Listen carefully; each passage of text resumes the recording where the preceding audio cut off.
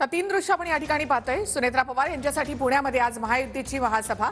तर पुण्यामध्ये ही सभा अर्ज भरण्यापूर्वी सुनेत्रा पवार यांच्याकडून दगडूशेठ मंदिरामध्ये आरती करण्यात आली।